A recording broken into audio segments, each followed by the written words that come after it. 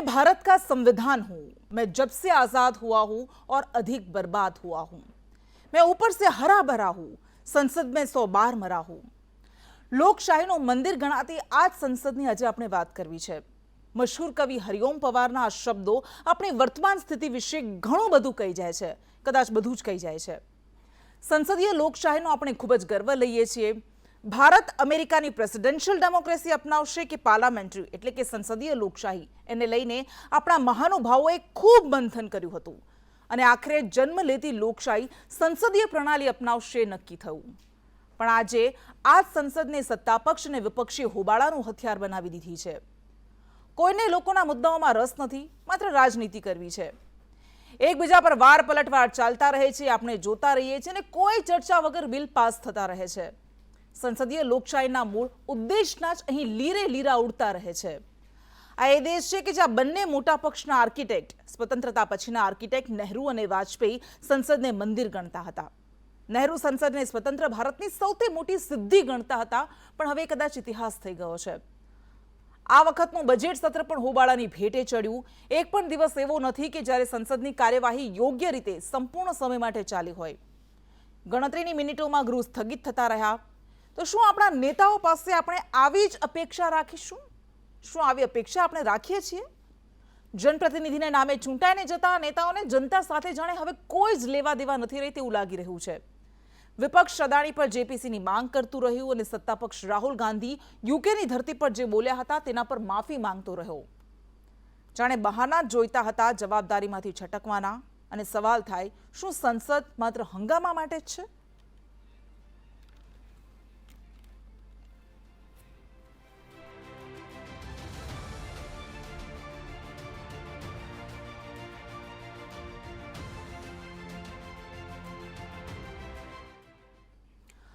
અને આ જ મુદ્દા પર આપણે ચર્ચા કરવાના છીએ, કારણ કે સંસદ જેને લોકશાહીનું મંદિર ગણીએ છીએ કહેવામાં આવે છે, પરંતુ આ સંસદની ગરિમા કેમ નથી જળવાતી એને લઈને આપણે ચર્ચા કરીશું। આપણી સાથે ભારતીય જનતા પાર્ટીમાંથી કિરીટ સોલંકી સાંસદ જોડાઈ ગયા છે અને કોંગ્રેસમાંથી આપણી સાથે પૂર્વ સાંસદ વિરજી ઠુમ્મર જોડાઈ ગયા છે। આ બંનેનું સ્વાગત છે। કિરીટભાઈ, શરૂઆત આપનાથી કરવી છે, કારણ કે આપ સત્તાપક્ષના સાંસદ છો અને મને એવું લાગે છે કે સત્તાપક્ષ તરીકે જ્યારે આટલી અધિક બહુમતી સાથે જનતાએ આપને મૂક્યા હોય ત્યારે આપની જવાબદારી અનેક ગણી વધી જતી હોય છે। આ વખતે બજેટ સત્રમાં આપણે જોયું કે એક તરફ વિપક્ષ જેપીસીની માંગ સાથે હોબાળો મચાવતું રહ્યું, બીજી બાજુ આપ રાહુલ ગાંધીની માફીની માંગ સાથે હોબાળો મચાવતા રહ્યા। તો આમાં જનતા આપની પાસેથી અપેક્ષા શું રાખે? જનતાના મુદ્દા તો આમાં ખોવાઈ ગયા।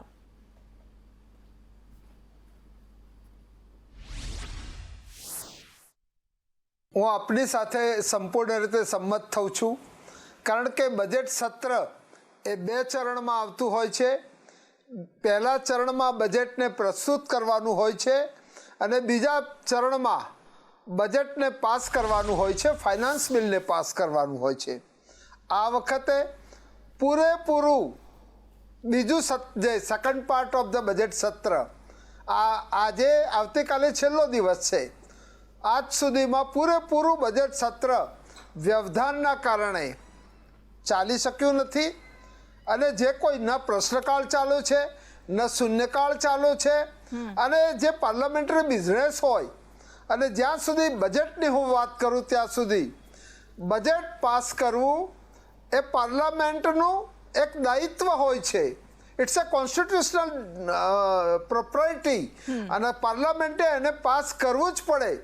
ધારો કે ફાઇનાન્સ બિલને પાસ ના કરે, બજેટને પાસ ના કરે તો પછીના નાણાં વર્ષમાં બધો જ વ્યવહાર ઠપ થતો હોય છે।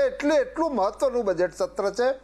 હું વિપક્ષના લોકોને, ખાસ કરીને કોંગ્રેસના લોકોને હું નિંદા કરું છું આ મુદ્દા ઉપર। એના માટે હું નિંદા શબ્દ વાપરું છું કે એ લોકોએ વ્યવધાન કરીને, વચ્ચે વચ્ચે નવા પ્રશ્નો કરીને આ બજેટ સત્રને ચાલવા દીધું નથી। અચ્છા, ઠીક છે, આપ તો નિંદા કરશો કારણ કે આપ સત્તા પક્ષમાં છો, એ વિપક્ષમાં છે, પરંતુ ઘણા બધા સવાલો ઉઠે છે। આપના પાસે ફરી આવીશું। આપણી સાથે વિરજી ઠુમ્મર પણ છે। વિરજીભાઈ, આપ પૂર્વ સાંસદ રહી ચૂક્યા છો, આપને ખબર છે કે સંસદની લોકશાહીમાં ગરિમા કેટલી હોય છે, કારણ કે આ સંસદમાં જનતા પોતાના જનપ્રતિનિધિઓને મોકલતી હોય છે। એ ઉદ્દેશ સાથે, એ એ ઈરાદા સાથે કે આ જનપ્રતિનિધિઓ તેમના સવાલ ઉઠાવશે, પરંતુ આખું સત્ર આપણે જોયું કે જેપીસીની માંગ કરવામાં આવે, જેપીસીની રચના કરવામાં આવે અદાણીના મુદ્દે, એ જ મુદ્દા પર આખું સંસદનું આ સત્ર ચાલતું રહ્યું. આપને માંગ પૂરી ન થઈ અને ન લોકોના મુદ્દા વિશે ચર્ચા થઈ, ન કોઈ બિલ વિશે ચર્ચા થઈ. આવું તો વિપક્ષનું ન હોય ને, આવી જવાબદારી તો ન હોય સાવ.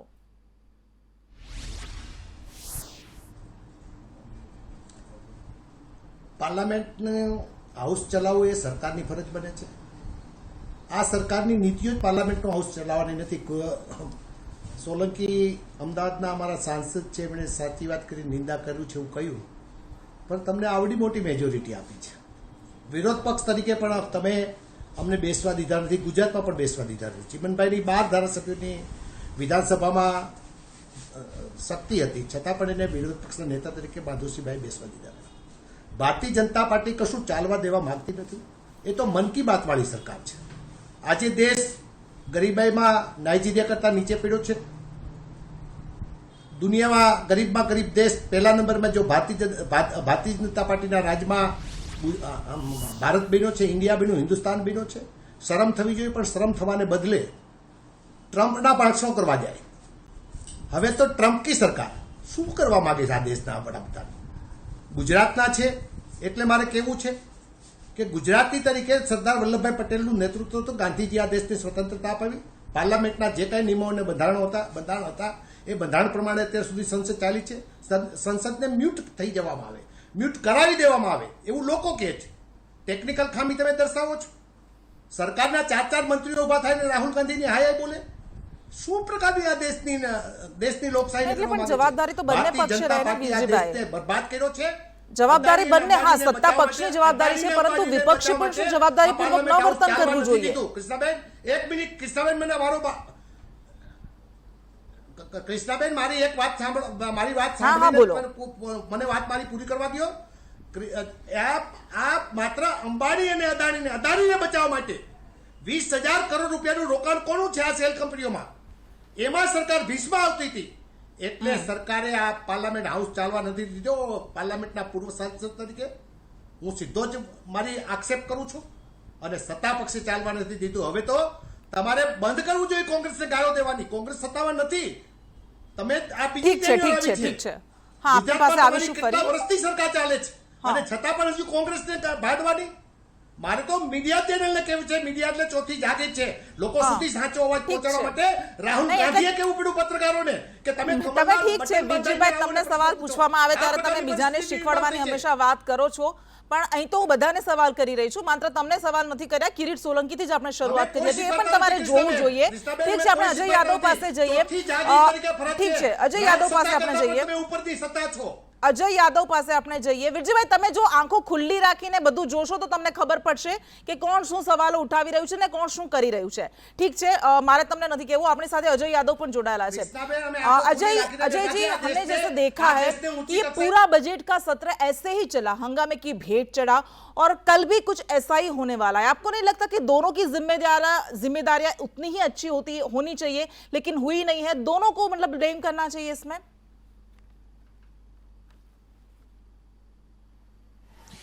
देखिए, निश्चित तौर पे दोनों का होना चाहिए और दोनों एक दूसरे के ऊपर यही आरोप लगा रहे हैं. विपक्ष की तरफ से कहा जा रहा है कि अगर संसद चलाना है तो ये सत्ता पक्ष की जिम्मेदारी है, और खुद आज मल्लिकार्जुन खड़गे की तरफ से कहा गया कि विपक्ष ही नहीं चाहता है पहले, और सत्ता पक्ष ही नहीं चाहता है, पहले से मूड बना के आता है और इस वजह से संसद की कार्रवाई बाधित हो जाती है.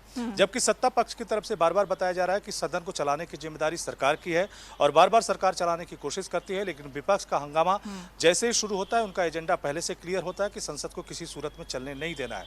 लेकिन इस पूरे सत्र को अगर आप देखें तो शुरुआत अडानी के मुद्दे पे हुई थी. विपक्षी पार्टियों के द्वारा लगातार ये मांग की जा रही थी कि इस मामले पे जेपीसी का गठन होना चाहिए, और इसी मांग को लेकर के लगातार विपक्षी सांसदों के द्वारा हंगामा भी किया जाता रहा. लेकिन इसमें सबसे नया मोड़ उस वक्त आ गया जब राहुल गांधी की सूरत कोर्ट में जो सदस्यता, जो 2 साल की सजा हुई, उसके बाद सदस्यता चली गई और यहाँ तक कि आवाज़ खाली करने का निर्देश हो गया. और इसमें देखने में यह आया कि जो टीएमसी और आम आदमी पार्टी कांग्रेस पार्टी से थोड़ी दूरी बना के चलती थी, वो आम आदमी पार्टी और टीएमसी भी कहीं न कहीं कांग्रेस के साथ आ गई, और इस तरह से विपक्ष का जो धड़ा है लगातार बढ़ता गया. पहले 16 और 17 लोगों की दलों का गठबंधन एक तरह से देखने को मिलता था, अब 20-20, 21-21 संगठन एक साथ मीटिंग करते हुए नजर आते हैं. तो इसी से तय हो गया कि विपक्षी पार्टियां किसी भी सूरत में अडानी के मुद्दे पर और खास करके राहुल गांधी की जो सदस्यता गई है इस मुद्दे को लेकर के छोड़ने वाली नहीं है। यहाँ तक कि कांग्रेस पार्टी की तरफ से काले कपड़े पहन करके लगातार प्रदर्शन किया जाता है और अब खबर यह भी है कि कल जब संसद का अंतिम दिन होगा तब भी कांग्रेस पार्टी की तरफ से भारत का झंडा लेकर के कल संसद भवन से विजय चौक तक मार्च निकाला जाएगा और कॉन्स्टिट्यूशन क्लब जो कि संसद भवन के एकदम करीब है वहां पर एक प्रेस कॉन्फ्रेंस भी साझा सभी विपक्षी पार्टियों की होगी। लेकिन जहां तक सत्ता पक्ष की बात है तो पहले दिन का ही आपको याद होगा जब इस बार बजट सत्र की शुरुआत हुई थी तो राहुल गांधी विदेश से दौरा करके आए थे और विदेश में कई सारी उनकी स्पीचें हुई थी जिसको लेकर के कहीं ना कहीं भारतीय जनता पार्टी की तरफ से आपत्तियां दर्ज कराई गई थी और यह कहा गया था कि किस तरह से विदेश में भारत की छवि धूमिल करने की राहुल गांधी ने कोशिश की है। और पहले ही दिन जो हंगामे की शुरुआत हुई थी वो सत्ता पक्ष की तरफ से हुई थी और सत्ता पक्ष ने मांग की थी कि राहुल गांधी को इस मामले पर माफी मांगनी चाहिए। लेकिन माफी मांगने की बात तो एक अलग है, लेकिन राहुल गांधी की सदस्यता अभी चली गई है। यहाँ तक कि आज जब कांग्रेस की तरफ से या विपक्षी पार्टियों की तरफ से हंगामा चल रहा था तो सत्ता पक्ष की तरफ से भी अभी भी यही दोहराया जा रहा था कि जो विपक्षी कल क्या होने वाला है वापस इसलिए मनाएं और खास करके विदेश में उन्होंने जो बयान दिया है उसको लेकर के माफी मांगे। जी एक बार फिर अपना सवाल दोहराएं। जी मैं ये पूछना चाहती हूँ कि कांग्रेस कल के लिए भी कुछ प्रिपरेशंस कर रही है तो कल क्या हो सकता है?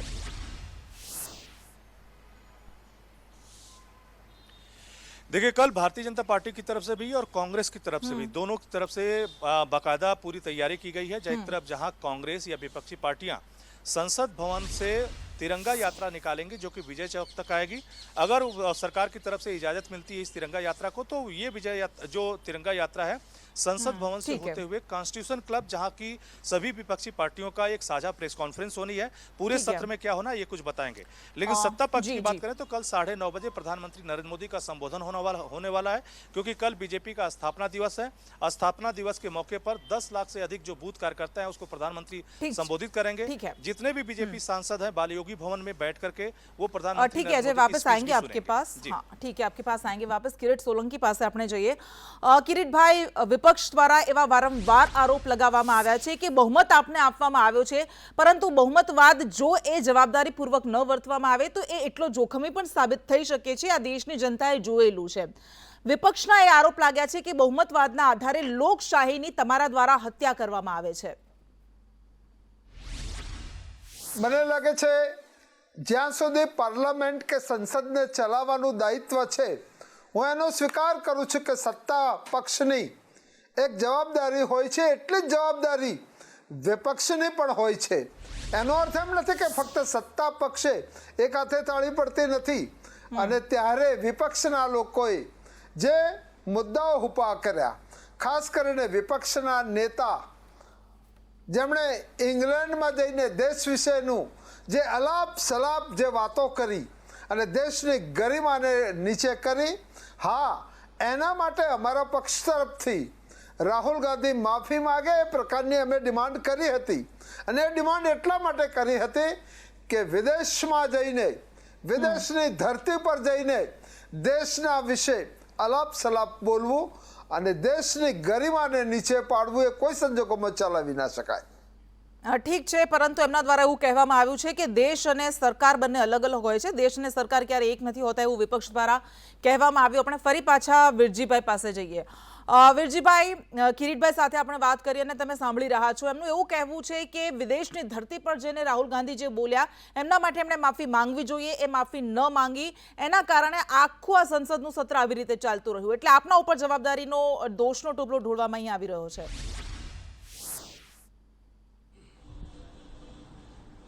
કિરીટભાઈ તો દોષનો ટોપલો અમારી ઉપર નાખવાના છે કારણ કે અદાણીનો અપશબ્દ બોલવામાં તૈયાર નથી। અદાણીમાં આખો દેશ વેચી નાખ્યો છે। ફોર્બ્સનો રિપોર્ટ આવ્યો છે। હિન્ડનબર્ગ ખોટા હતા એવું આપ કહેતા હતા।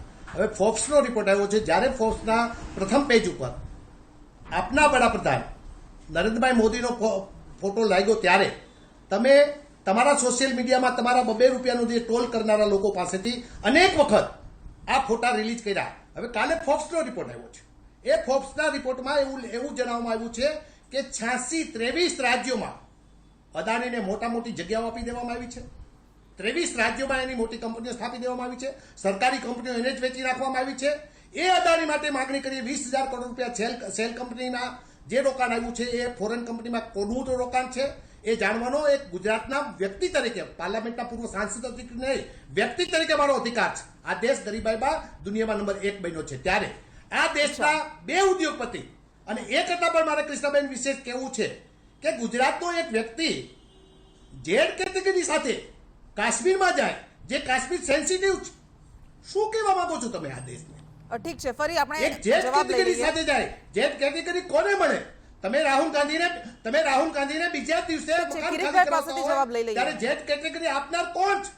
મુદ્રા પોર્ટ ઉપર આટલું બધું ડ્રગ્સ આવી રહ્યું છે, એ લાવનાર કોણ છે? કેમ તમે કહેતા નથી? અને જ્યારે હા, સાંસદ પણ ચાલતી વિરજીભાઈ નથી, ત્યારે એવા આરોપ માત્ર લાગ્યા છે કે કોંગ્રેસ જે બિલ ઉપર પર ચર્ચા આક્ષેપ થવી જોઈએ એટલા માટે ન થઈ તમારી શકી, કારણ વર્ષોથી કે સરકાર છે. હા. હવે આ વાહિયાત ઠીક આક્ષેપો છે. કરવાનું બંધ કરવું આપની પાસે ફરી આ આવીશું. દેશના વડાપ્રધાન સંપૂર્ણ નિષ્ફળ ઠીક છે, આપણે ફરી અને પાછા દેશને કિરીટભાઈ પાસે બરબાદ જઈએ. કરવા માટે જો કોઈને કાળું ટીલું લાગતું હોય તો ભારતીય જનતા પાર્ટીને ઠીક છે, લાગે. ઠીક છે, કિરીટભાઈ પાસે આપણે ફરી જઈએ. કિરીટભાઈ, લોકોએ તમારા પર વિશ્વાસ મૂક્યો છે, લોકોએ આટલી બધી સીટ સાથે બહુમતમાં તમને સત્તા આપી છે. તમને નથી લાગતું કે સત્તાપક્ષ તરીકે જ્યારે લોકોએ આટલો વિશ્વાસ મૂક્યો હોય ત્યારે તમારી જવાબદારી અનેક ગણી વધી જતી હોય છે, પરંતુ અહીં તો તમારા દ્વારા પણ એટલો જ હંગામો મચાવવામાં આવ્યો? નહીં, અડચણો ઊભી કરી હતી. ફક્ત એમણે માફી માંગવાની હતી, અને માફી એટલા માટે માંગવાની હતી કે જે બોલ્યા છે એ બરાબર નહોતા બોલ્યા. દેશના વિશે ઘસાતું બોલ્યા હતા, દેશની ગરિમા નીચી થાય એ પ્રકારની વાત બોલ્યા હતા, અને ફક્ત એમણે માફી માંગી લીધી હોત તો એમાં કોઈ પ્રશ્ન જ ઉપસ્થિત નહોતો થવાનો. સદન ના ચાલવા પાછળનું જે વિપક્ષ અને કોંગ્રેસ વિરજીભાઈ, આપની પાસે આવે ત્યારે બોલજો. અંદર ગતિરોધ કરે છે, વેલમાં આવે છે, પોસ્ટર લઈને આવે છે, સંસદીય પીઠની આગળ લઈને પોસ્ટરો બતાવે છે. સંસદનો સમય એક મૂલ્યવાન સમય છે. સંસદના સમય એક કરોડો રૂપિયા ભારત સરકાર સંસદ ચલાવવા માટે વાપરતી હોય છે, અને એક મુદ્દા ઉપર લોકો ચર્ચા કરતા હોય છે. ચાહે બિલ હોય, ચાહે બજેટ હોય, ચાહે રાષ્ટ્રપતિનું અભિભાષણ હોય, તો લોકો ઘનિષ્ઠ ચર્ચા કરતા હોય છે, ને એનાથી દેશને ફાયદો થતો હોય છે. જ્યાં સુધી પ્રશ્નકાળ 11 વાગ્યાનો છે, દરેક મેમ્બર્સ પ્રશ્નકાળમાં પોતાના પ્રશ્નો પૂછતા હોય છે. 0 ઓવરમાં અમારા જેવા લોકો મારા સંસદીય મત વિસ્તારના અને બીજા પ્રદેશોના મહત્વના પ્રશ્નોની ચર્ચા અમે માંગતા હોઈએ છીએ. નિયમ 377 પ્રમાણે અમે તમારા વિસ્તારની અનેકવિધ વસ્તુઓની ત્યાં માગણી કરતા હોય છે, ચર્ચાની માગણી કરતા હોય છે. અમારા વિસ્તારના જે કોઈ પ્રશ્નો હોય એના વિકાસના પ્રશ્નો માટે વાત કરતા હોય છે. હું કોંગ્રેસના મિત્રોની ઘોર ભર્ત્સના કરું છું કે લોકોએ આ પ્રકારની ચર્ચાને ગતિરોધ કરીને આ ચર્ચા થવા દીધી નથી. ઠીક છે, એટલે અહીં બંને પક્ષો એકબીજાની ભર્ત્સના થઈ રહી છે, પરંતુ જ્યારે કોઈ પણ બિલ એ આવે ત્યારે એ સ્ક્રુટિની માટે પાર્લામેન્ટરી કમિટીમાં મોકલવું જોઈએ કે જેના કારણે એમાં કોઈ સારા નરસા પાસા હોય તો એનો સુધારો લાવી શકાય, એના વિશે ચર્ચા કરી શકાય, પરંતુ કમનસીબે એવું થતું નથી અને કોઈ ચર્ચા વગર આ બિલ પસાર થઈ જાય છે. એ ખરેખર એક સંસદીય લોકશાહી માટે ખૂબ મોટું જોખમ કહેવાય. આપણે ચર્ચા કરી રહ્યા હતા કે સંસદની ગરિમા જ્યારે લજવાઈ રહી છે, બંને પક્ષને એટલી જવાબદારી બને છે, પરંતુ એ જવાબદારી સચવાતી નથી. આપણી સાથે કિરીટ સોલંકી જોડાયેલા છે. કિરીટભાઈ, છેલ્લો સવાલ આપને કરવા માંગીશું કે કોઈ પણ બિલ જ્યારે પાસ થાય ત્યારબાદ એને કમિટી માટે મોકલવું પડે કે કેટલું સાચું છે, સારું છે, સ્ક્રુટિની માટે, પરંતુ હવે કોઈ ચર્ચા કરવામાં આવતી નથી. કોઈ પણ ચર્ચા વગર બિલ પાસ થઈ જાય છે. આપને નથી લાગતું કે આવી રીતે તો સંસદે સરકાર માટે રબર સ્ટેમ્પ બની જશે? મારી સાથે સંપૂર્ણ સંમત થઉં છું. એ કોઈ પણ બિલ હોય કે બજેટ હોય, એ પૂરી ચર્ચા, એના માટે ચર્ચાનો આધાર બિઝનેસ એડવાઇઝરી કમિટીમાં એના અમુક કલાક એના માટે ફાળવવામાં આવે છે, અને દરેક સભ્યો ચર્ચાની શરૂઆત કરતા હોય છે. હું આપને જાણ સારું કહું છું કે ચર્ચાની શરૂઆત વિપક્ષ તરફથી કરવામાં આવતી હોય છે, અને જે મોટી પાર્ટી હોય છે એનો વ્યક્તિ ચર્ચાની શરૂઆત કરે છે. એમને તો સદનમાં બોલવાની તક મળે છે, પરંતુ જ્યારે આ પ્રકારનો જ્યારે નેગેટિવ એપ્રોચ કરવામાં આવે, ચર્ચાને અવરોધવામાં આવે, અને જ્યારે finance bill it's a constitutional property છે અને આપણે ગમે તે કરીને એને પાસ કરવું પડે ત્યારે ના છૂટકે અમારે એ બિલ જે ગતિરોધની વચ્ચે પણ વગર ચર્ચાએ પણ પારિત કરવું પડ્યું છે. દેશના હિત માટે પારિત કરવું પડ્યું છે, લોકોના હિત માટે પારિત કર્યું છે, કારણ કે કોન્સોલિડેટેડ ફંડમાંથી કોઈ પણ પૈસા આવવાનું બંધ થઈ જાય અને ત્યારે લોકોના પગાર હોય કે વિકાસના કામો હોય આ બધા ઉપર રોક લાગી જતી હોય છે ને એટલા માટે આ વખતે પાસ કરવું પડ્યું છે। ઠીક છે, આ બધા જ અમારી સાથે જોડાયા, આપનો ખૂબ ખૂબ આભાર। પરંતુ આ વાર પલટવાર ચાલતા રહેવાના છે, આરોપ પ્રત્યારોપ ચાલતા રહેવાના છે। ખૂબ જરૂરી છે કે બંને પક્ષના નેતાઓ કે કદાચ બધા જ પક્ષના નેતાઓ અટલ બિહારી વાજપેયી અને જવાહરલાલ નહેરુનો સંસદીય ઇતિહાસ વાંચે અને એમાંથી કંઈક શીખે તો એ જનતા માટે પણ કંઈક સારું રહેશે। નમસ્કાર।